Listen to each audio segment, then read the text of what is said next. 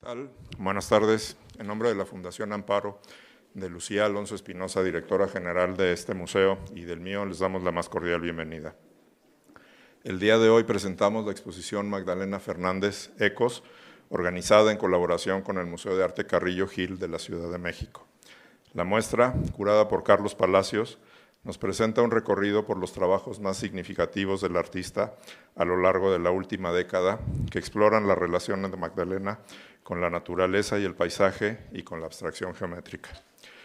Nos sentimos muy afortunados el día de hoy de poder presentar este proyecto, que incluye dos piezas que fueron hechas ex professo para el museo, el del vestíbulo y otra más en la terraza, que creo que Magdalena entendió el edificio a la perfección y en base a eso trabajó para hacerlos.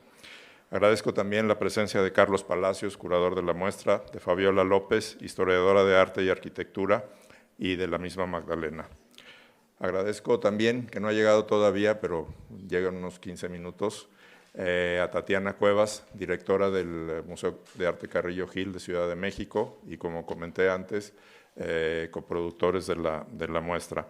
También a María Inés Icardi, que ha sido un apoyo importante para la realización de esta muestra, y como siempre a los equipos de trabajo del museo por su trabajo para poder llevar a cabo el proyecto a buen término. Gracias, y los dejo con la artista, el curador y Fabiola, que van a hablar sobre el proyecto. Gracias. Muchas gracias, Ramiro. ¿Se me escucha bien? ¿No? ¿Sí? Bueno, aclare, póngase de acuerdo. Bueno, intentar hablar duro. Muchas gracias, Ramiro, por la presentación de esta conversación, para introducirlos en el universo creativo de Magdalena. Me acompaña Fabiola, que durante los últimos años ha hecho de la obra de Magdalena un cuerpo de trabajo teórico, histórico importante, y que creo que esta conversación y entrevista a Magdalena nos va a dar muchísimas pistas para entender el comienzo de su trabajo, las relaciones que hay en su trabajo y sobre todo los tres tópicos, capítulos que hemos querido presentar y que están en la exposición, que corresponden a la abstracción, efectivamente el lenguaje fundamental, como habrán visto ya en la obra del vestíbulo, en la obra de Magdalena, la naturaleza, otro tópico, otro tema fundamental para entender su trabajo, y finalmente un capítulo que es verdaderamente, podría decirse novedoso. Sin embargo, hablando con Fabiola, nos dimos cuenta que hay unas trazas, que es la política entendida como el espacio de la ciudadanía, del ciudadano y del hombre, ¿no?, en la ciudad. De tal manera que esto va a ser, digamos, esta especie de introducción a la exposición, para no hablar tanto de la exposición, sino más bien de Magdalena y su trabajo anterior, ¿no?, su trabajo previo. Queríamos comenzar un poco con los inicios de Magdalena. Cómo Magdalena pasa del diseño gráfico, diseño industrial y de las matemáticas al arte. Y estos son unos dibujos que Magdalena realiza cuando está estudiando en el Instituto de Diseño de Caracas en los años 80. Yo creo que estos son de 1986, estos dibujos, ¿no, Magdalena? Y en una conversación con Magdalena, yo quedé realmente sorprendida cuando Magdalena comienza a hablarme de los dibujos con esa honestidad intelectual que la caracteriza. Y Magdalena dice que ella sentía que esa necesidad de hacer una línea y otra línea y otra línea y otra línea era una especie de modo de lidiar con la ansiedad que le producía a ella la representación de la realidad, o sea, la necesidad de representar la realidad. Y que ella creía justamente que había estudiado matemáticas precisamente por esa necesidad de tratar de encontrar certezas. Entonces, yo creo que podríamos comenzar por allí, ¿no? Tal vez comenzando con estos dibujos y luego pasamos a la parte que tiene que ver con diseño. ¿Nos puedes comentar sobre eso que me comentaste en ese momento? Comencé estudiando matemáticas porque pensé que de esa manera, teniendo respuestas ciertas en una fórmula, yo iba a estar menos angustiada. Y en el interín, mientras me cambiaba a otra universidad, empecé a estudiar diseño gráfico. Y cuando ya entré en la universidad, que eran 200 personas en las aulas, me entró otra vez una angustia horrible y decidí quedarme estudiando diseño gráfico, que era un espacio como muy pequeño en la Neumann, era un instituto tipo Bauhaus en Caracas, y entonces arranqué allí diseño gráfico.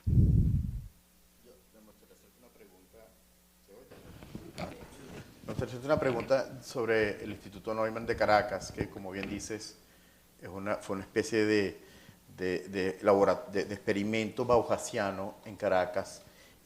¿Cuáles fueron los maestros que de alguna manera, y después podemos explicar brevemente quiénes son y cuál es su orientación, que te marcaron profundamente en ese momento? Bueno, allí cuando yo entré, personajes que habían marcado la escuela ya estaban afuera, como Gego, por ejemplo, que dio clases allí. Pero maestros míos que me marcaron estuvieron Pedro Mancilla,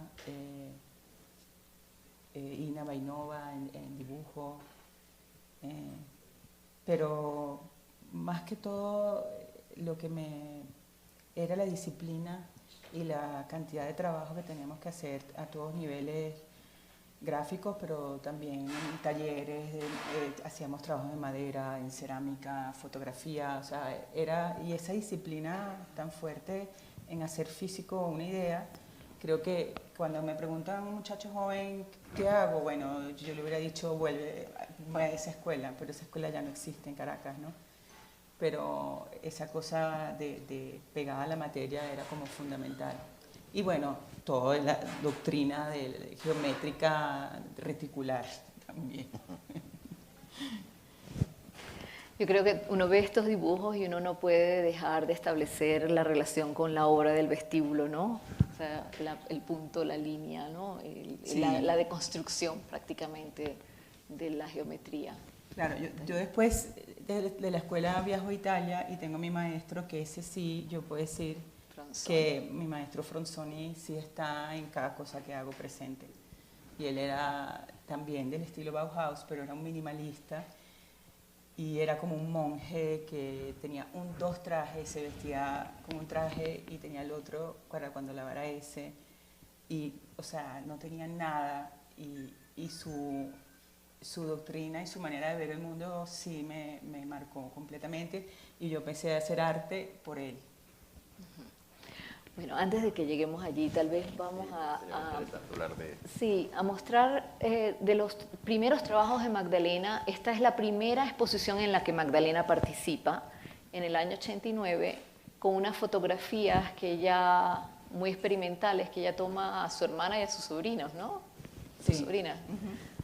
Y que nos recuerdan ahora, son como el antecedente de los trabajos que ella hace posteriormente en video analógico con agua, ¿no? Donde se deforman estas imágenes, etc.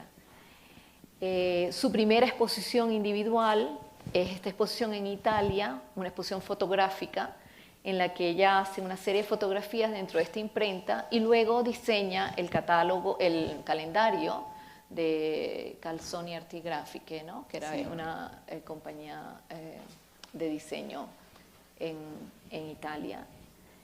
Y por, ¿cuántos años? 7 años, ¿no? Trabajaste para Agape, que era esta compañía de diseño industrial, en la que Magdalena trabaja como directora artística y genera estas composiciones hermosísimas con dispensadores de jabón, toallitas, espejos, etc. Yo creo que esto es interesante verlo, cómo tú comienzas a hacer abstracción de los elementos más comunes, como un dispensador de jabón, realmente. Y cómo todo se reduce a su mínima expresión, ¿no? Que tiene que ver con esa posición conceptual que tú adoptas de Franzoni, y que tiene que ver con tus años formativos en Italia. Porque una parte del trabajo de Magdalena que generalmente no se habla son de esa década entera que Magdalena trabaja y vive en Italia y donde ella desarrolla prácticamente una posición conceptual y una metodología de trabajo basada en la austeridad, fundamentalmente en la austeridad. Correcto. Y en la instabilidad. ¿Se dice así, no? Inestabilidad. Inestabilidad, perdón. Bueno, sí, Fabiola rescata, en este trabajo que está haciendo conmigo, rescata un poco muchas cosas que están guardadas en los archivos y está haciendo un trabajo como meticuloso.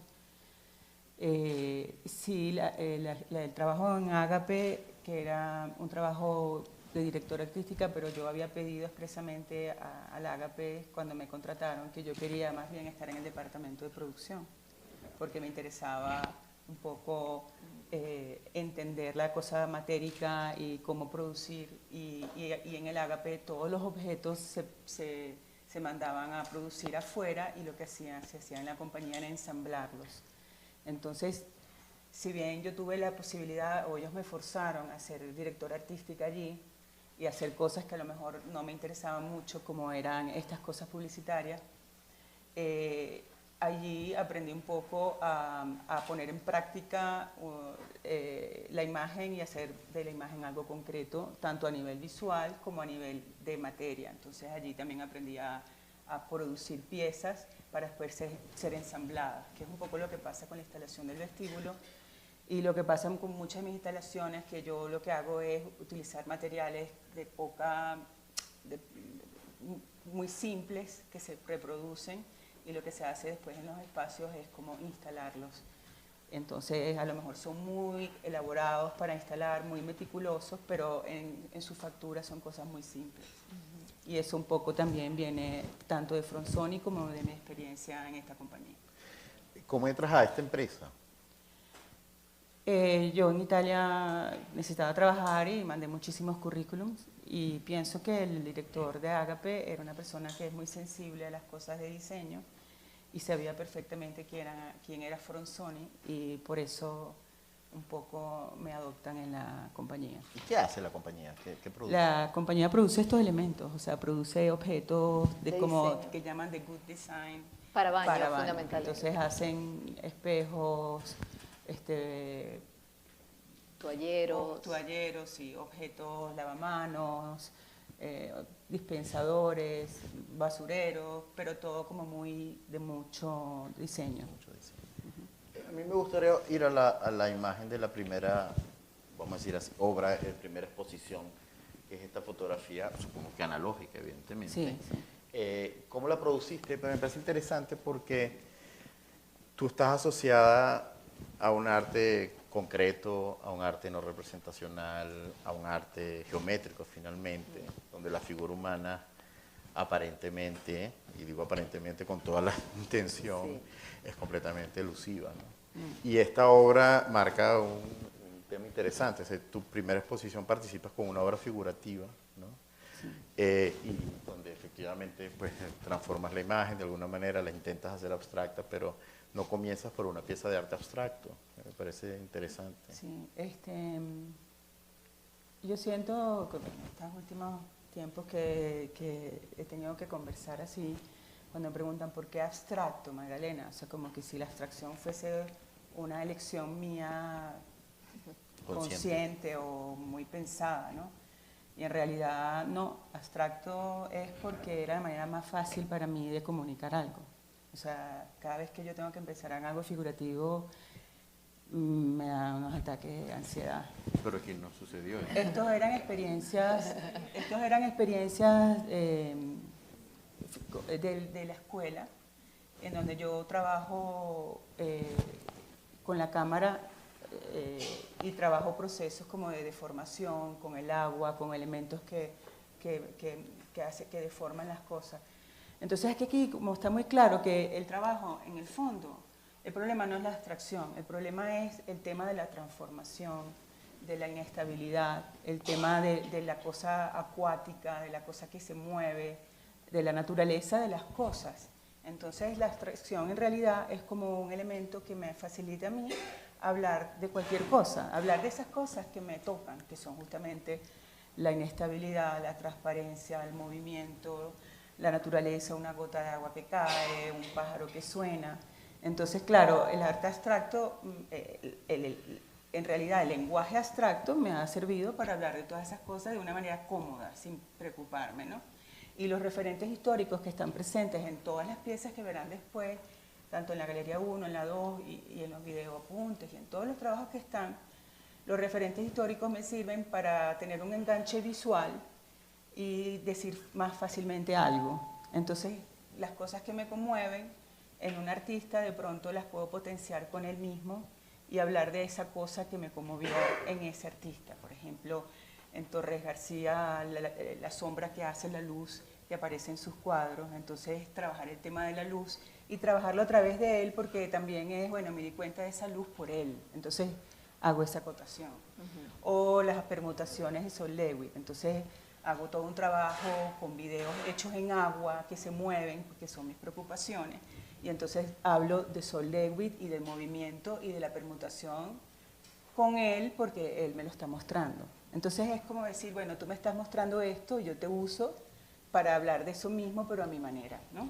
Y entonces los referentes históricos no están tomados con esa seriedad de ayuda a estudiar a este personaje, sino tomados como tomo también la gota de agua que cae. Pues vi esa cosita y la trato de repetir de la manera más fácil para mí, que es la abstracción. Ya que mencionas a Sol Lewitt, tal vez vamos al primer tema que queríamos conversar, que es sobre la geometría. Y estos son apuntes de Magdalena justamente para el desarrollo de un trabajo que ella hace en homenaje a Sol Lewitt. Y bueno, ahí tú ves totalmente los referentes de Magdalena, desde la matemática, el diseño, al movimiento de este trabajo que desarrollas para Sol Lewitt. ¿Nos quieres hablar un poco de cómo...? De alguna manera aparecen también dibujos de Han Darboven, ¿no? Así todas esas cuentas que ella hace seriadas, así como pues una cuestión de neurosis, ¿no? Cuéntanos de esto, porque esto es verdaderamente una cosa... No, estos videos son videos de líneas que yo tomé, filmé en casa con unas plantillas de luz sobre unas poncheras de agua, y yo filmé estas líneas moviéndose. Y estos diagramas yo los hice con el montador. Yo generalmente no trabajo, siempre trabajo con gente que me ayude, siempre. Y en eso tengo que hacer un punto a favor de Fronzoni, que me dijo, no, lo mejor es no tener instrumentos, lo mejor es no tener máquinas, lo mejor es no tener nada, porque así la creatividad es libre de pensar lo que quiere y no está atada a una necesidad física. Qué bello. Y entonces, yo en eso, Fronzoni para mí fue así como el maestro total de la austeridad. Cómo entender que si no tienes nada, estás más libre de hacer cosas y de imaginarte cosas. Entonces yo me imagino cosas y busco una persona que me ayude a ejecutarla, que normalmente siempre son personas distintas. En algunos casos, en estos videos, un montador, en otros videos que son animaciones, alguien que haga animación. Si son pelotas fundidas, alguien que me haga esa pelota fundida. Y generalmente yo nunca hago nada. O sea, yo solamente... Físicamente, vaya. Físicamente, no, yo solamente me imagino. Tanto es así que yo hasta ahora nunca he tenido un taller. Yo nunca he tenido un taller de artista, que estoy buscándolo porque necesito espacio como para hacer cosas pequeñas. Y yo nunca he tenido taller. Yo solamente siempre me he imaginado cosas y las he ejecutado apoyándome siempre en personas. Colaboración con en otro. Colaboración con otro. Entonces, esto era un trabajo en conjunto con el montador. Yo sí hice esos videos sueltos con agua y filmé estas líneas moviéndose. Y yo con el montador, entonces hice estos esquemas para él y diciéndole, bueno, aquí me vas a montar esta línea que yo filmé, la línea 1A, me la vas a montar 60 segundos en el video. La línea 1B, entonces yo tenía las líneas clasificadas y esto era un guión para él, para explicarle cómo me iba a montar eso, para yo hacer lo que yo tenía en la cabeza. Entonces esto realmente es como un guión de movimientos. De movimientos y de tiempos y de especificación de los videos que yo había hecho. Entonces, claro, la idea era hablar de Sol Lewitt en un tiempo tratar a Solewitz el tema de la permutación, de las ortogonales, de las diagonales, y darle a cada eso un tiempo en el movimiento del video. Bueno, creo que eso está claro. La van a ver en la exposición en uno de los videoapuntes. Ah, está en la exposición. No, Qué bien. esa pieza específica no, pero hay una más simple. Estos sí están, ¿verdad? Estos sí Estos sí están. Estos son unos trabajos recientes de Magdalena Los Intaglios, que ella ha hecho en homenajes a diferentes artistas, como Eloy Fronzoni. Fronzoni es el primero, Ligia Clark y Oiticica el tercero. Me parece interesante que cuentes cómo hiciste este trabajo, porque es un trabajo de una gran sofisticación.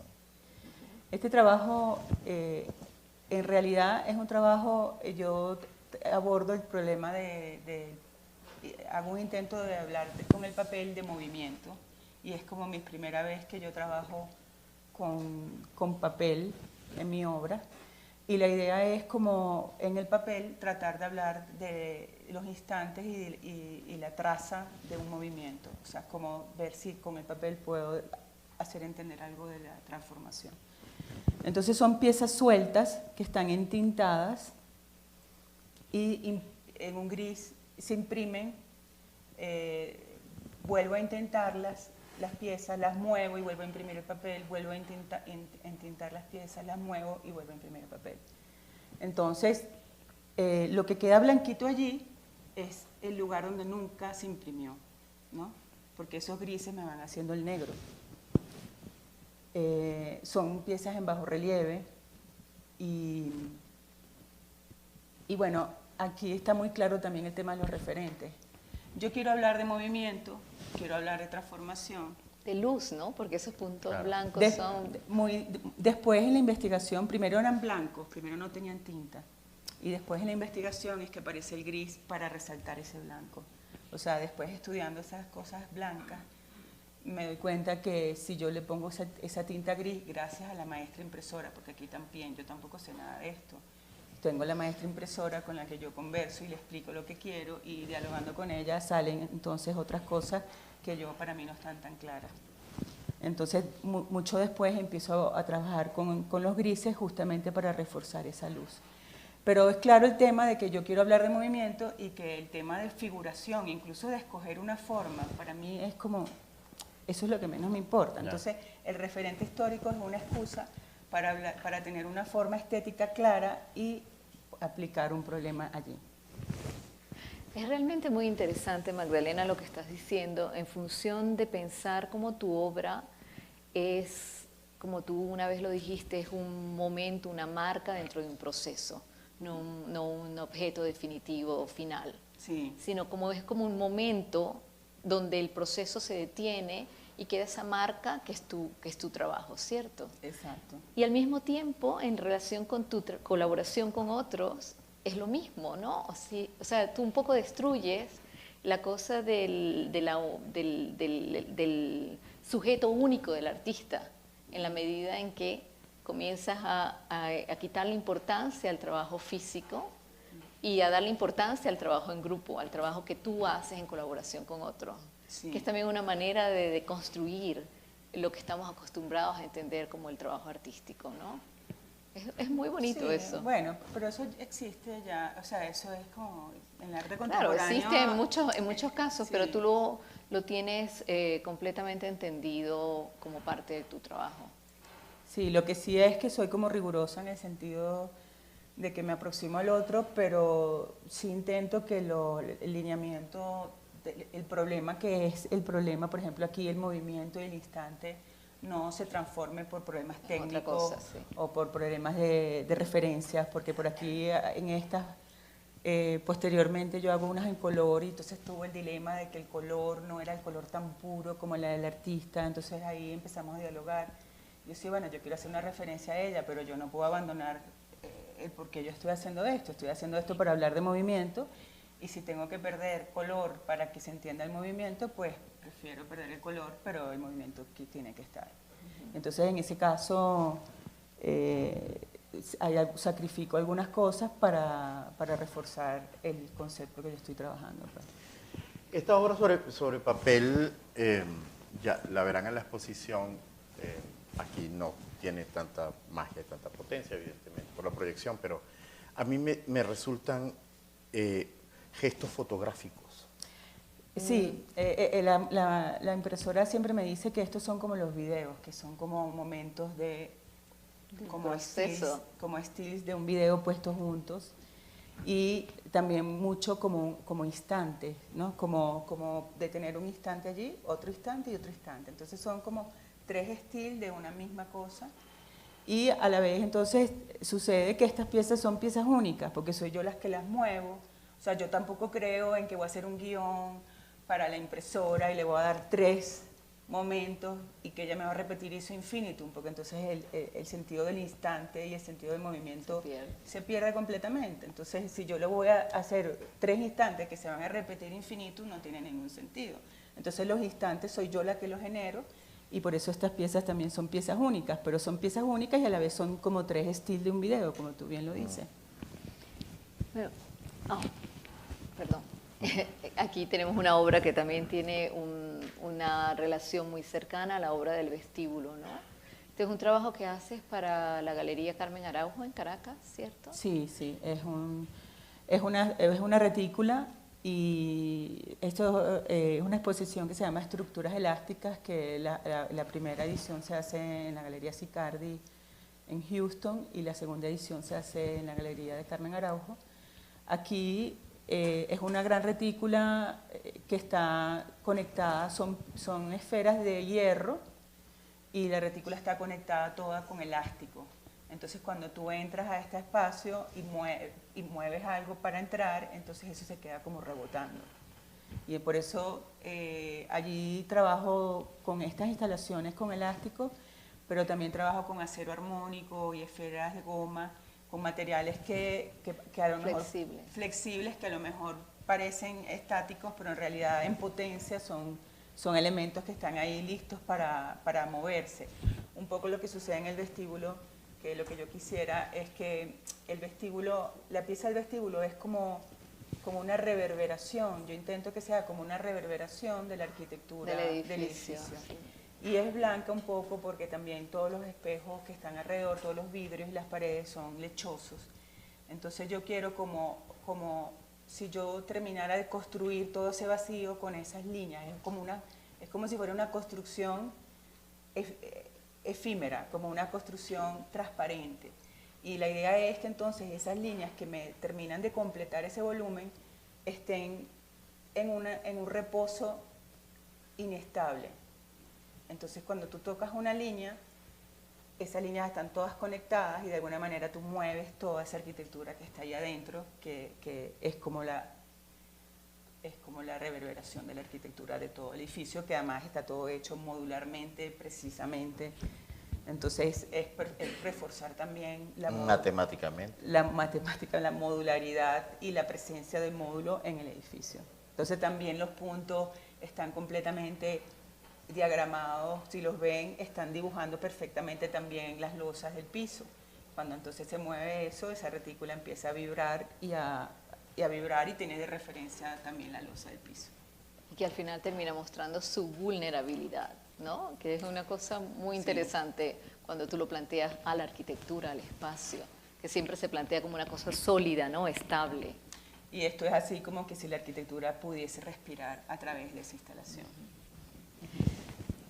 Ya saliendo al espacio y al espacio urbano, este es un sketch que Magdalena hace para una obra que ella desarrolla en la ciudad de Lucca, Italia, completamente en cartón, que es este trabajo que está allí. Entonces, son todas estas figuras geométricas, esta composición geométrica establecida para generar movimiento. En esta exposición, Magdalena es la única mujer y la más joven de un grupo de arquitectos, y la única no arquitecto, tú eras la única artista, ¿no? Sí. De un grupo de arquitectos que incluía gente como Michele De Lucchi, o sea, gente muy, muy importante. Y nos cuentas un poco cómo fuiste invitada, cómo desarrollas este proyecto. Sí, ahí uno de los curadores era el profesor de la Universidad de Venecia, que que ve mi trabajo en una instalación que produzco para Ágape, la instalación de los carteles, de los planos. Y entonces me invita acá y la idea era que el cartón, que era ¿sabes?, tan ligero, poner así como unas rolineras, y ese cartón con el viento estaba constantemente moviéndose porque era súper ligero estos paneles, entonces estaban chocando todo el tiempo y entonces generaban como... Giran completamente, sí. Ellos tienen 360 grados y van chocando y van desplazando los otros, entonces esa era una instalación que estaba moviéndose todo el tiempo y estaban chocando estos cartones y se movían con el viento, pero claro, la gente podía entrar y también desplazaba los elementos como si estuviera casi como un laberinto. Okay. Bueno, el segundo de los capítulos de esta charla es el que tiene que ver con la naturaleza.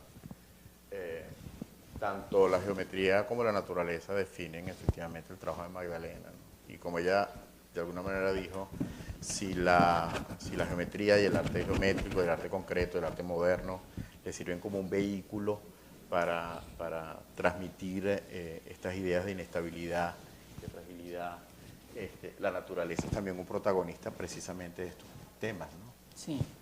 Esta obra que está en la exposición, de alguna manera resume esa especie de nexo, ¿no?, entre el arte concreto, el arte del neoplasticismo de Pierre Mondrian con una guacamaya, ¿no? No sé, ¿quieres comentar? Sí, no, esta pieza, No sé por qué no. en algunos casos son los artistas que me hacen un guiño para hablar de algo, y en otros casos es la naturaleza la que me hace el guiño. Y en este caso fueron las guacamayas las que me llevaron a Mondrian por los colores. Y entonces decido hacer un Mondrian con esos colores y que el Mondrian se mueva, se transforme, se quiebre cuando la guacamaya grita. Entonces, cuando la guacamaya hace su graznido. Entonces, en la sala 3 van a ver una serie de videoapuntes. Allí hay como 5 o 6 apuntes que tienen sonido y es el sonido el que activa la pieza. Entonces, es importante ver el sonido. Así que, bueno, como estas piezas, hay una arriba con las ranas también, con las ranas que son como casi endémicas en Caracas. Hay también con disparos, hay otra... Con besos. Con besos, con truenos. En la sala 1 la pieza es con lluvia.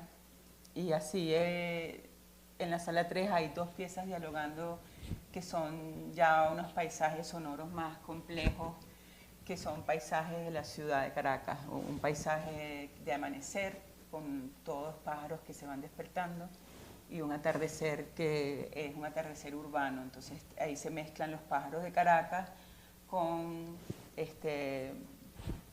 los vendedores ambulantes, las cornetas, los niños, el himno nacional, termina con las cacerolas y con el camión de la basura. Tal vez Las podríamos... cacerolas son los cacerolazos de las protestas. Aquí podríamos poner a lo mejor... Sí, el video de los ¿Quieres referentes. explicarlo tú? Sí. Bueno, no, explícalo. No, tú. No, bueno, vamos a ver una serie de videos que tienen que ver con los referentes de Magdalena, para que vean esto en movimiento, porque algunos de ellos no están en la exposición, ¿verdad? No, muchos. Es un video que habla un poco de todo este paralelismo entre el arte abstracto y mi trabajo. Son 7 minutos, ¿no? Sí, yo creo que sí, nunca lo chequeé al final. Ok. Gracias. Sí, vemos que se alarga. Sí, lo cortamos, sí. No, estamos muy a gusto. Ay, ahí podemos ver. No. Bueno, aquí hay referentes. Pongo, por ejemplo, este caso Gego, y aquí en la próxima foto hay un poco las distancias también matéricas, ¿no? Ahí hay un nodo que es como cerrado y aquí hay un nodo que es abierto donde los elementos pueden desplazarse. Que es una diferencia muy importante entre el trabajo de Gego y el trabajo de Magdalena. O sea, cuando Magdalena habla del nodo abierto, está hablando de la posibilidad de transformación de esa obra. O sea, no es una obra que es como fue diseñada, sino es una obra que puede ser diferente en la medida en cómo se manipula. Como esta pieza también, que tú puedes mover las esferas y cambias completamente el dibujo en el espacio, cambias la línea y el lugar de la línea en el espacio. Esta pieza, bueno, tiene mucho que ver con la pieza del vestíbulo también. Esta pieza, por ejemplo, tiene resortes arriba, entonces cuando tú caminas, ese resorte empieza a vibrar y ahí está también la inestabilidad. O sea, él vibra hasta que ya vuelve a su reposo. Sí, algo que no pues, sucede en estos penetrables de Soto, ¿no? Que es efectivamente su contención física. Sí. Por lo menos allí está Leonardo Mosso, artista italiano, que también tiene un nodo abierto, ¿no? No, el mío se mueve así, el de él es elástico, pero no tiene está como unido con un elástico, entonces ahí tiene, o sea, sí hay conexiones, pero no. Pero tus nodos tienen una conexión más cercana a los nodos de Leonardo Mosso que a los de Gego. Sí, sí. Estas piezas todas se mueven porque están articuladas y están guindadas en equilibrio inestable. Bueno, Gianni Colombo sí tiene un trabajo en movimiento importante, que sí lo envidio muchísimo. Pero ¿cuál podría ser ese vínculo entonces? Ahí sí llama bien una especie de correspondencia. Correspondencia formal, sí. Si a alguien me puedo parecer más es a Gianni Colombo que a todos los demás, pues porque siento que él trabaja el mismo problema que a mí me interesa. Exacto. Sí, este es el trabajo que estábamos viendo, los apuntes de Magdalena con los números y los tiempos. Este es el trabajo de los números. Exacto. Sí.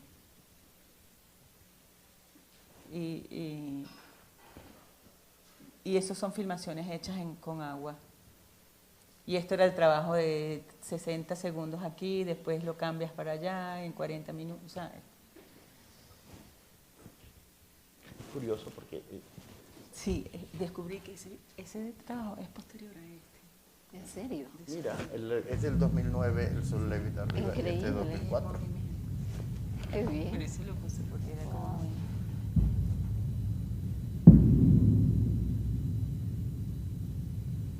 Aquí es una de las piezas más significativas de esta serie de dibujos móviles, porque ahí está claramente el proceso, es más claro de cómo se producen. Eso se producen en agua, son videos analógicos, y eso soy yo dándole un golpe a la ponchera de agua. Entonces ese golpe es el que hace la vibración y el que produce esa imagen inestable. Ponchera, es decir... Un envase de agua. ¿Ah? Una tina de plástico. Aquí 3 venezolanos, pero tú ya eres más mexicano. Esto es una ponchera, ya claro. Mi intención era como trabajar lo que pasa cuando uno camina debajo de los árboles, que está pegando el sol y las hojas se mueven, entonces uno ve esas lucecitas allí debajo del árbol. Qué belleza.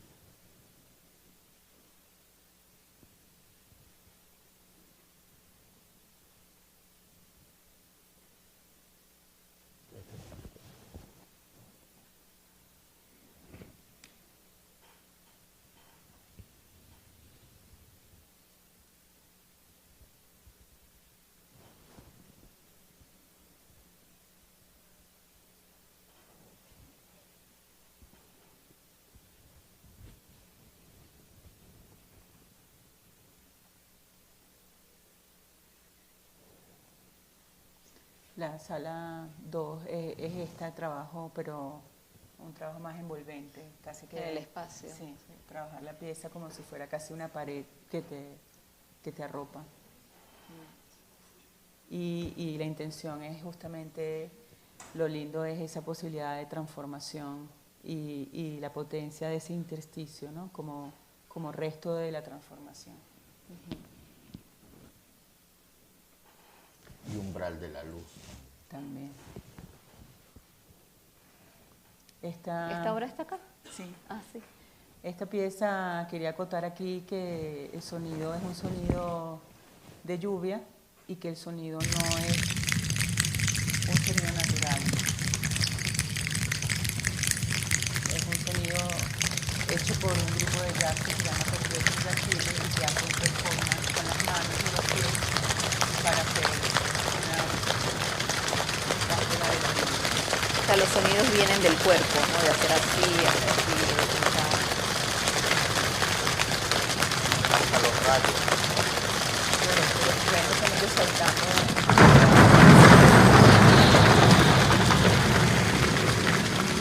Ahora, esta obra la tuvimos en Houston, en la cisterna de la ciudad, que es un reservoir de agua potable que se construyó en los años 20, que es un espacio extraordinario. Y la verdad es que yo creo, bueno, yo creo que cualquier cosa que se ponga allí después de haber tenido Magdalena, honestamente, no va a poder ser tan exitosa como esa obra, porque esa obra parecía haber sido hecha para ese espacio. Sí, yo pensé que esa obra la había producido en el 2009, pero que la había producido para ese espacio y que estaba esperando su lugar. Extraordinaria. ¿Qué pájaro es ¿Qué es eso? ¿Qué pájaro es? Este es el turpial, que es el pájaro Nacional. venezolano. Sí.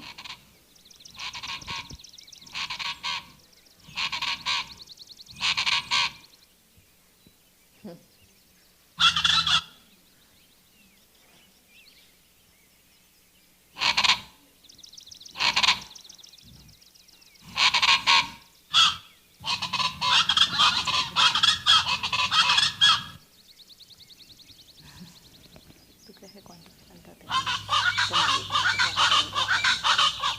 Porque quedan como 10 minutos. Esa es la chachalaca. Bueno, que podemos adelantar. Yo creo que falta poco. Falta poco, sí. ¿Cuánto falta para acabar esto? Falta poco. Bueno, tal vez lo terminamos, sí. ¿Cuánto Como, falta? no sé, falta el último pedacito, será, si eso tiene 7 minutos, serán 2. Pero podemos pararlo. Sí. ¿Ah? ¿Lo paramos? Sí, vamos Sobre todo porque para dar un tiempo de... Vamos a continuar con la otra presentación, por favor. Sí, ya lo pararon. Muy bien. Yo quería aprovechar esta oportunidad para que Magdalena nos contara un poco los inicios de la obra que está en la terraza, que forma parte de esta serie de algo que Magdalena ha llamado Cielos Fragmentados, ¿no? Sí. Y que comienza con una serie de proyectos que tú le propones primero a la Fundación Cisneros, ¿cierto? ¿Fue? Sí, no, esos son los del cuerpo. No, los del cuerpo, perdón, Estos estoy son de combinando. Israel. Exacto, que comienza en Israel, exacto. Con el agua en las piedras. Ujú. Y con este proyecto que ella desarrolla para Ámsterdam, de estas esferas con esta parte superior espejeante del cielo, y que luego genera una serie de proyectos en los que incorpora estos círculos de espejo para reflejar el cielo, en este caso como una especie de bosque de cielo, para ser mirado desde abajo y desde un nivel superior. Sí, en realidad me preguntaban ayer que cómo la pieza de la azotea, sí, cómo se me había ocurrido. Entonces, esto es una idea de reflejar el cielo que viene del año 2000, o sea, hace 19 años. Y nunca, como que nunca encajó en ninguna parte, son maquetas, estos son puras maquetas, son ficciones de esa cosa que yo quiero hacer desde hace 19 años. Cuando llego aquí a la azotea y veo la posibilidad de poner los espejos acá y reflejar el cielo finalmente, entonces es justamente como suceden las sinergias. Bueno, ¿será que era el cielo de Puebla el que estaba destinado a reflejarse en los espejos? Porque tengo 19 años esperando para hacer una pieza con el cielo y se dio justamente aquí, gracias a la confianza, al proyecto de Carlos inicialmente, a muchas personas como Perla Kraus y Alma Ruiz que me trajeron para acá, y bueno, la confianza de Ramiro. Entonces, finalmente esa pieza que tenía 19 años mutando para ver cómo finalmente se hacía presente, se hace presente acá y a través del deck de la azotea y de una modulación simple. Y creo que, bueno, yo estoy feliz de que esté aquí. Creo que pasemos al próximo. Sí. También para dar un tiempo también para preguntas, ¿no? Sí, cómo no.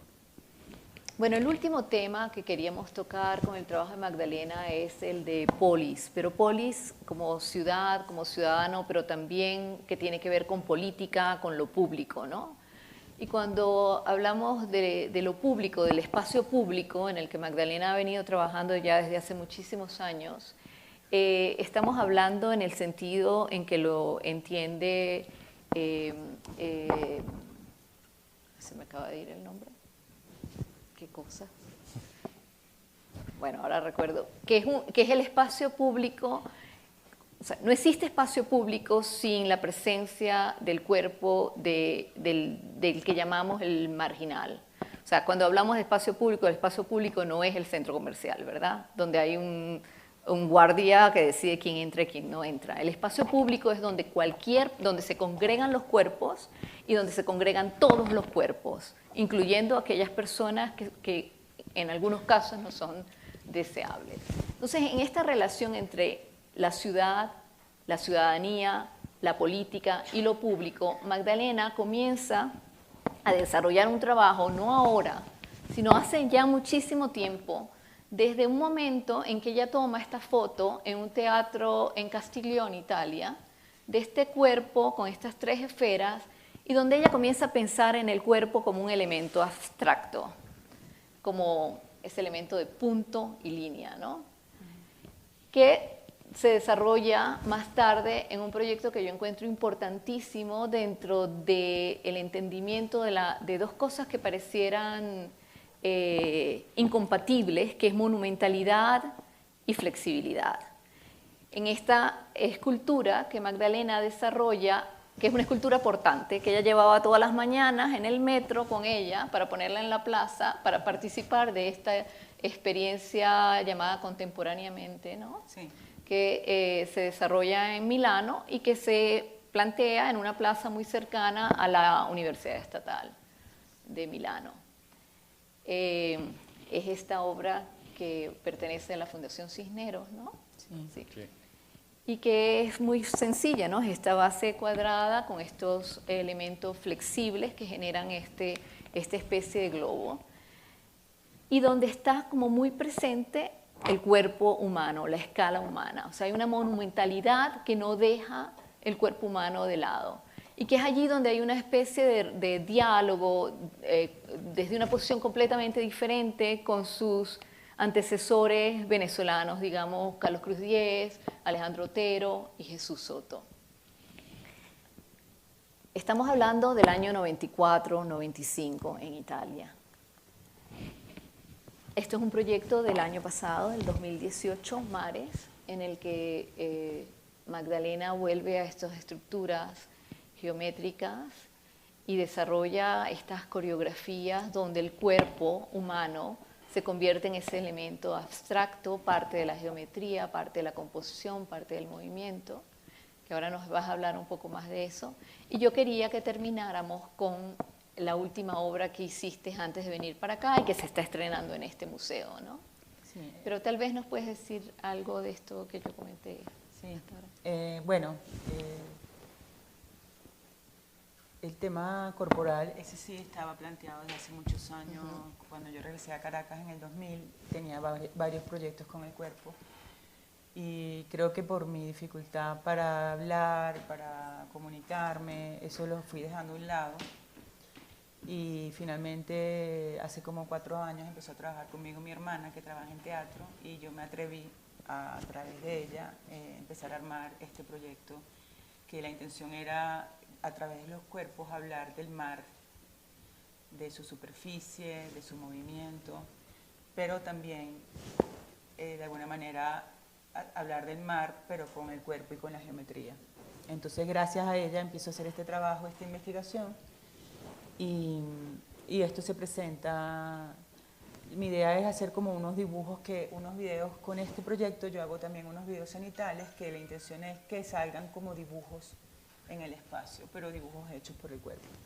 Eso me abre como una puerta al cuerpo que definitivamente me hace ver totalmente distinto todo mi trabajo que había hecho hasta ese momento, porque siento que el cuerpo y la comunión de los cuerpos y la sinergia y la energía que se produce cuando esos cuerpos están juntos es de una potencia de verdad que te desarma, ¿no? Entonces yo dije, cónchale, tengo todos estos años trabajando y con esta frialdad.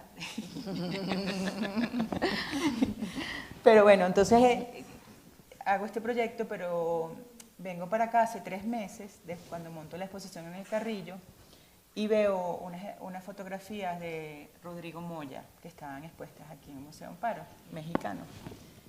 Y entonces se me ocurren otros nuevos videos cenitales, pero decido que esos nuevos videos que voy a hacer un poco apresuradamente, porque la exposición era en 3 meses, los voy a hacer en Caracas y los voy a hacer haciendo alusión a lo que estamos viviendo en Venezuela. Entonces decido que esos 3 videos nuevos, aunque no me salgan bien, aunque me salgan chuecos, los voy a hacer y los voy a traer para Puebla, porque la emergencia en Venezuela, o sea, la situación de verdad es muy trágica, es muy dolorosa, y me parece que no podía esperar a tener un tiempo a lo mejor de desarrollo o de cantar muchas cosas que el proyecto necesita de cantar. Entonces son 3 videos que son hechos con personas.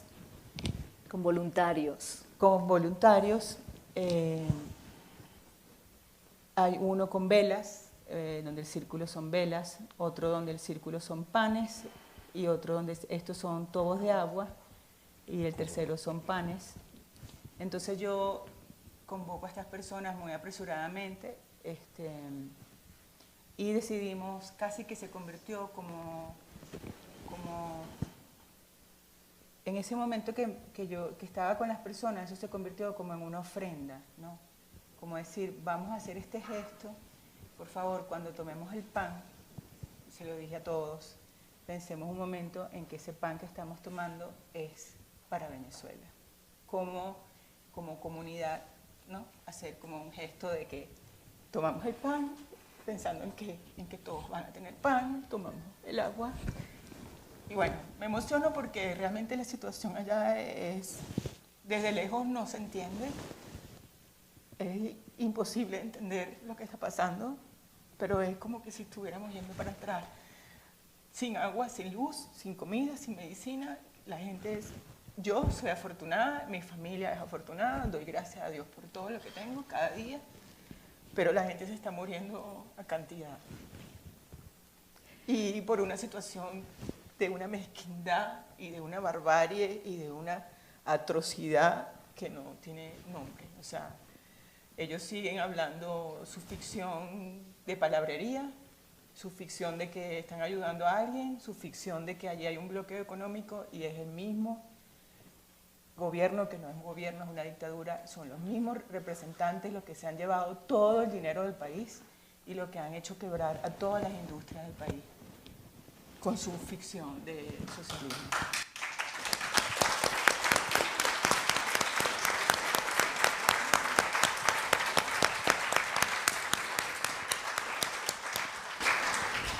Bueno, les agradezco muchísimo que estén aquí.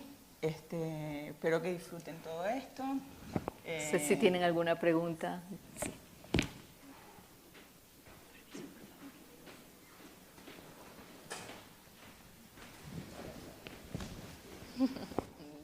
Bueno, primero felicito ampliamente por esta brillante exposición a la artista Magdalena, los comentaristas, curadores, tanto Fabiola como Carlos. Mi pregunta es en este sentido. Me llamó la atención tu trabajo en una empresa italiana, Agape, por cierto, una palabra muy mexicana, donde vi algunos productos en serie. Mi pregunta sería, ¿cómo tu trabajo de abstracción de la geometría y de la naturaleza y de la polis, inéditas como creaciones humanas, como creación de la subjetividad, se libera y se deslinda de este mundo de la industrialización, de la automatización y de la mecanización, que es lo comúnmente cotidiano que pasa en una empresa, ¿no? En una empresa eres parte de una herramienta, eres parte del universo mecanizado, pero como tu trabajo logra romper el esquema rígido de la automatización y de la producción en serie para convertirse verdaderamente en una creación, incluso creaciones verdaderamente en movimiento, ¿no? Cosas totalmente inéditas y muy interesantes. Esa es mi pregunta y felicidades. Bueno, gracias. Yo creo que el trabajo en Ágape fue así como que un pleito todos los días con esos jefes míos, porque yo estaba muy clara a lo mejor de que lo que yo quería y ellos también de lo que ellos querían, entonces siempre eran yo pienso así, tú piensas así, entonces yo pienso que eso fue sí muy conflictivo siempre porque ellos estaban esperando respuestas más racionales y concretas y ligadas a una producción y mi interés era como otro. Pero yo estaba también clara que yo estaba allí para entender un proceso de producción que si no hubiese sido así no entendía. Entonces era como, bueno, tú me das, pero yo también te doy. Entonces era ya como que en ese momento habían cosas muy claras, ¿no? Y también incluso ellos querían, cada 2 meses querían contratarme, ¿no?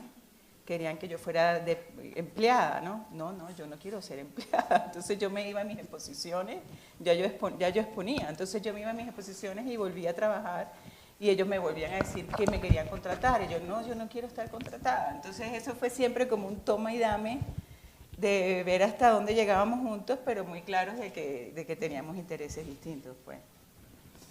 Entonces fue para mí muy importante porque me dio muchísimas herramientas. Otra herramienta fue que yo en otro idioma llamaba a producir por teléfono con compañías a través del teléfono, necesitaba expresarme en otro idioma y pedir cosas físicas. Y eso me dio una soltura porque a mí siempre me costó mucho hablar. Entonces fue tanto un entrenamiento matérico como un entrenamiento de comunicación, de que yo tenía que comunicar la idea y hacerla clara. Entonces fueron cosas para mí muy importantes. No sé si hay otra pregunta. Hola, ¿qué tal? Buen día. Mi pregunta es, ¿cómo nace esto? ¿Cuál es su proceso creativo al crear estas cosas, estas obras o otras cosas que ha hecho? Siempre los procesos pueden ser variados, ¿no? A veces estás viendo algo que te conmueve y se te ocurre una idea, ¿no? A veces quieres hablar de algo por mucho tiempo y no sabes cómo hablar hasta que aparece un gesto que te da una pista para hacerlo. Como dije, no tengo taller, entonces por muchísimo tiempo yo construía maquetas pequeñas cuando quería hacer algo y esas maquetas las preproducía y terminaba montándolas en los lugares y todavía lo hago. Por ejemplo, tú haces una maqueta, te imaginas, haces una muestra de materiales para ver un poco las dimensiones que te interesan. A lo mejor si tienes posibilidades, haces una muestra física y una vez que la tienes, entonces produces esas piezas y termino montando en los lugares. O sea, yo no tengo talleres, yo me imagino las cosas o en maquetas o en imágenes y voy produciendo las cosas con distintas personas o incluso a veces no hay necesidad ni de producirlas, a veces esas pelotas a lo mejor están listas en el mercado y simplemente las compras y las ensamblas y ya no tienes ni que producir nada, sino que ya está todo listo, porque por eso es lo cómodo de utilizar materiales ya hechos como tubos, como pelotas, como cordones, eso todo, de alguna manera hay muchas cosas que ya las consigues hechas, pues. Y entonces simplemente te lo imaginas y la produces o la adquieres para montarla. Pero son cosas bastante de bajo costo.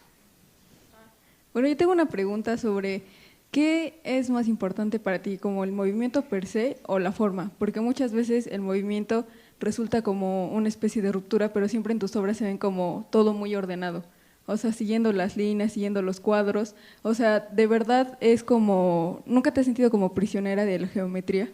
O sea, de querer representar movimiento, pero estar prisionera de la forma y del equilibrio. No, la geometría me pasa como las referencias históricas, que son como herramientas más cómodas para tomar una decisión, como que si ya tuvieras el camino mitad andado. Si tengo que inventarme una manera nueva, original, única, especial, pasaría 20 años inventando una manera. Si tengo ya mi retícula, ya eso está andado, ya eso está hecho. Entonces es más fácil para mí, más rápido, más... Es como el lenguaje, es como un lenguaje que ya tiene todos sus parámetros y vas a decir lo que vas a decir con eso. No te tienes que inventar el lenguaje otra vez, pues. No me tengo que inventar las letras y las palabras, porque ya las letras y las palabras están ahí, que son el punto, la línea, el cuadrado, ya están todas las letras.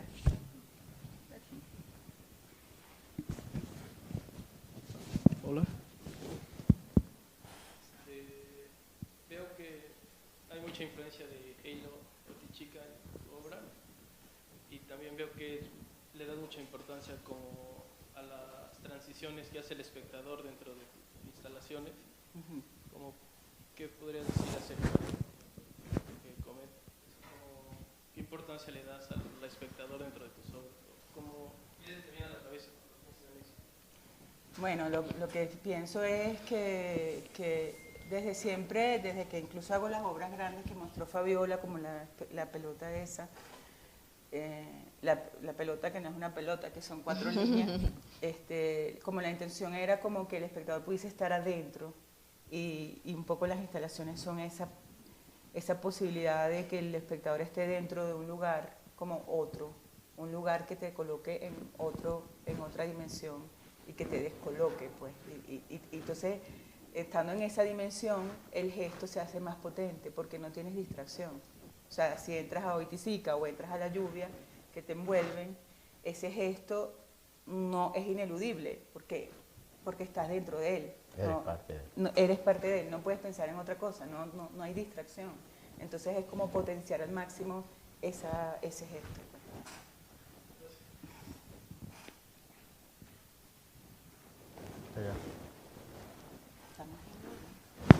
Sí, nos pasamos ya 8 minutos. De la hora, está bien. Perdón, gracias. Para tu proceso artístico, ¿cómo logras el equilibrio entre lo industrial y lo, digamos, lo humano?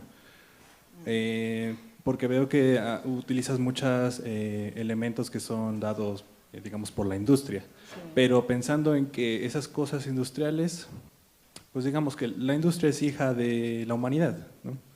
Hay mucha gente que se dedica a hacer todos estos elementos, que tiene unas jornadas larguísimas, que posiblemente incluso arriesguen su salud al hacer cosas que son, pues sí, que se hacen en la industria y que están jornadas muy largas. ¿Cómo encuentras ese equilibrio entre lo que es verdaderamente humano, las manos que están involucradas para hacer todas estas cosas y lo que se hace con máquinas o lo que se hace muy cuadrado, muy geométrico, muy estático? Bueno, es interesante. Pienso siempre que la tecnología es un arma de doble filo, ¿no? Y que siempre es muy delicado que las piezas pierdan poesía por la tecnología, ¿no? Que es como muy frágil y muy delicado ese borde entre una cosa y otra. Entonces, trato como que de no, si hay tecnología, por ejemplo estas cosas que tú tocas y se mueven, o estas cosas les tengo mucho miedo, ¿no? Y incluso cuando utilizo materiales, que si fibra óptica, o colores, o LEDs, o cosas así, que siempre la gente que viene a vendértelos dicen, pero esto tiene miles de posibilidades, pero le puedes poner 20 colores, pero si tú haces así, eso se puede mover. Yo le tengo mucho miedo a eso, porque siento que el límite entre una cosa y otra es demasiado frágil. Entonces, No sé, ahí es una sensibilidad de cada quien hasta dónde llegar, ¿no? Hasta dónde puedes llegar. Y siento que la humanidad dentro, o sea, que de pronto yo no pienso el hombre que hace el tubo, pero de pronto lo que estoy más preocupada es en esa inestabilidad o esa posibilidad de respiración o de transformación, como que, o que el material sea el mismo, que eso es otra cosa que tengo mucho y es de mi maestro, como el material es el material con sus características. Si él es flexible, déjalo flexible. Si él es blanco, déjalo blanco. Si él es, o sea, no agregarle otra cosa más a su condición. Entonces es tratar el material casi como respetando el material, ¿no? En su manera, ser honesta con el material, como a lo mejor podría ser honesta con una persona, ¿no? Eso es lo único que te puedo decir en referencia a eso, pues porque por detrás no hay mayores reflexiones, sino a lo mejor ahora que entra el cuerpo es diferente mi diálogo con los elementos, pero con los materiales era como ser honesta con ellos, que él dejara hablarlo como él es y no cargarle de otras connotaciones que no tiene, pues, ¿no? Dejarlo lo más puro posible a él mismo.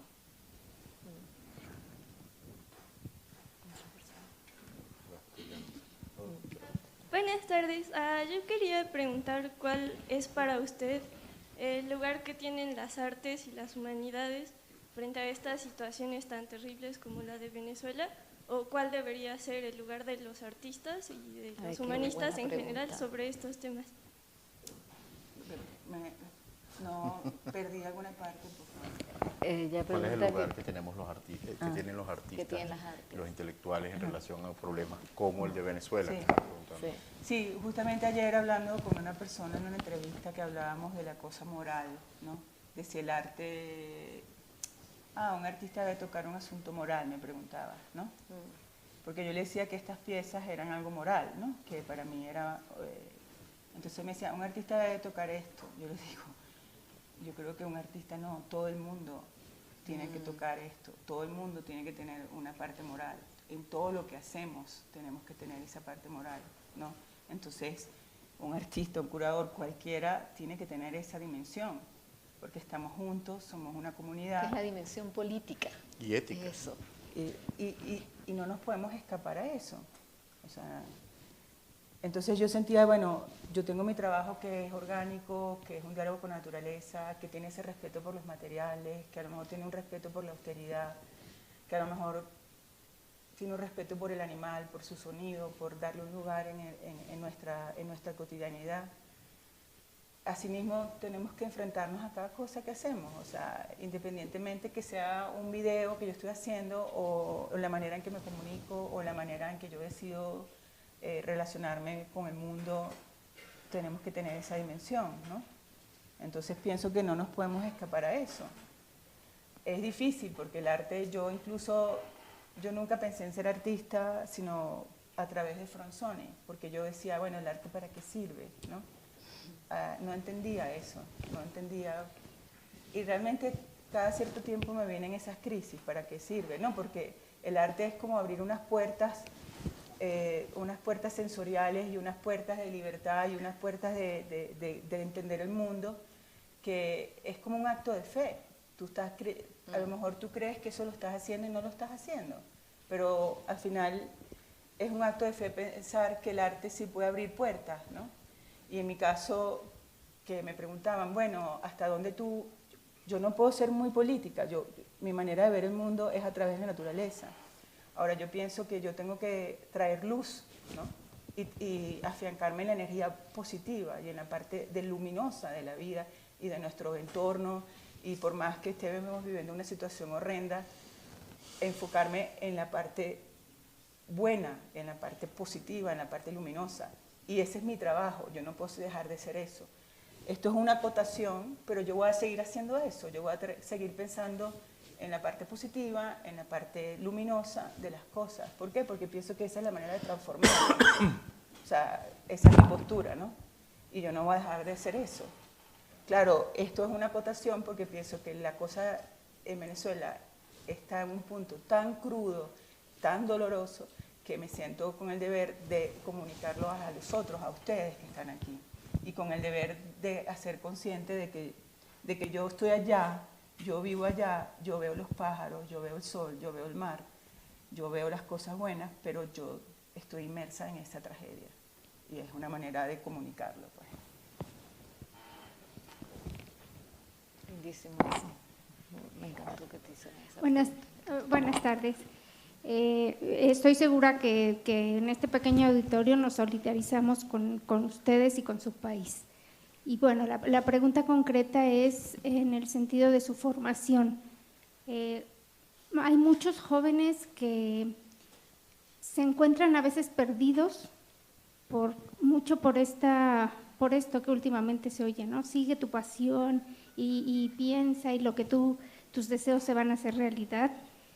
Y bueno, lo evidente es que no es cierto. Hay jóvenes que ante tantos estímulos que tienen ahora, no saben cuál es su camino, ¿no? O creen que el camino está predeterminado y que van a encontrar su vocación como por arte de magia y que todo se va a ir presentando para llevarlos a ese lugar. A mí me gustaría saber exactamente cuál fue su camino personal para llegar a expresar lo que quiere y hacer lo que quiere, ¿no? Bueno, yo siempre he trabajado mucho, entonces la primera cosa es trabajar. Yo entiendo que trabajar, cuando tienes que sobrevivir, cuando viví en Italia fue muy fuerte ese periodo para yo mantenerme y poder hacer mis cosas.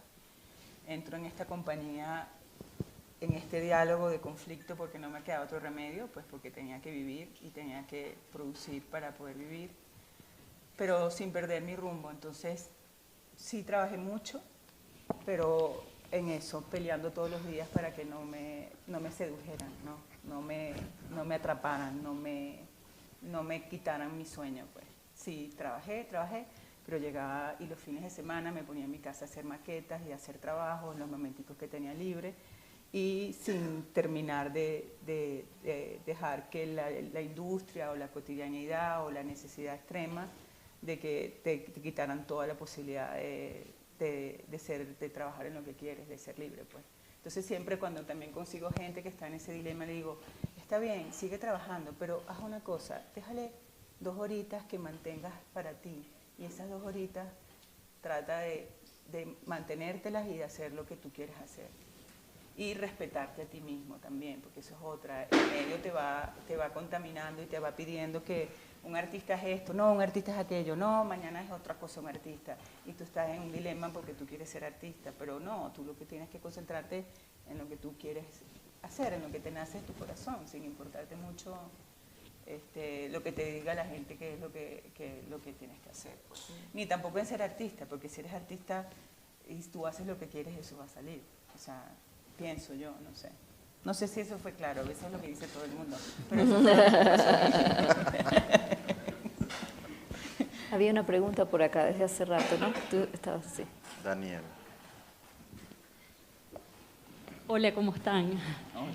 No, era sobre esta obra justamente que me llamó mucho la atención, cómo lograste esas imágenes que son tan cenitales, perfectamente cenitales, cómo convocaste a la gente, que veo gente en silla de ruedas, no sé, me llamó la atención y quería que como que detallaras un poquito más la experiencia, cómo fue.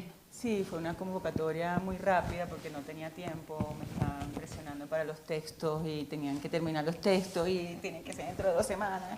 Entonces yo convoqué 2 semanas por Twitter, no por Twitter porque yo no sé Twitter, por Instagram, por Facebook y empecemos a regar la voz de esto que iba a ser en 2 semanas y más o menos cuáles eran las condiciones. Entonces la gente como que mandaba un mail, entonces se le explicaba con más detalle en qué consistía la acción y bueno, buscar la locación, buscar los equipos, preparar la historia de los panes, preparar todos los materiales que necesitábamos para que los videos fueran más parecidos a lo que yo tenía en mente, pues. Pero, unas son hechas, busqué un galpón, pero en ese galpón había otro espacio afuera que era como un estacionamiento, porque no sabíamos si iba a llover o no iba a llover. Entonces en el galpón tenía una cámara puesta arriba en el techo y cuando hicimos afuera lo hicimos con un dron. Pero el dron entonces no funcionó bien, entonces sí pasamos para acá, pasamos para allá, pasamos para acá, pasamos para allá. Entonces hicimos un poco con dron y un poco con la cámara. Y ahí también me apoyaron muchísimo mi hermana y mi cuñada, tanto en la convocatoria como en la producción, que fue de mi hermana Tetelo y mi cuñada Elizabeth, que me apoyaron a producir todo esto. Y Carlos Grata, que fue el que hizo los videos y los editó.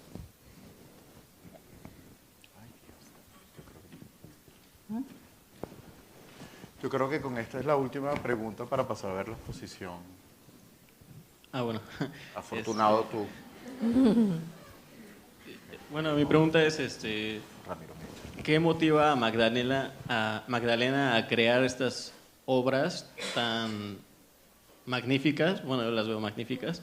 ¿Qué es lo que la motiva a hacer estas obras? Bueno, desde sus comienzos veo que ha hecho muchas cosas hermosas, pero veo que no para y quisiera saber cuál es su motivación. Bueno, gracias por lo de hermosa. No, es como una necesidad de... Es como que cuando ves una cosa en potencia, como que quisieras como que eso fuese como más pesado, ¿no? Como más presente, ¿no? La posibilidad de una cosa que es flexible, como decir, bueno, ¿y cómo hago para que se entienda más? O sea, como que si fueras por el mundo viendo cosas que te conmueven y quisieras como poder reproducirlas. Y a veces ni siquiera te dicen, bueno, ¿y qué es lo que quieres transmitir? Bueno, tú las quieres reproducir, no sabes bien por qué. O sea, tampoco es que yo quiero reproducir esto para que el otro entienda tal cosa, ¿no? Sino que simplemente te conmueve tanto que te provoca volverlo a experimentar de una manera más potente, ¿no? No sé si se explica, pero más o menos. Bueno, muchísimas gracias a todos Muchísimas por gracias. estar aquí. Magdalena.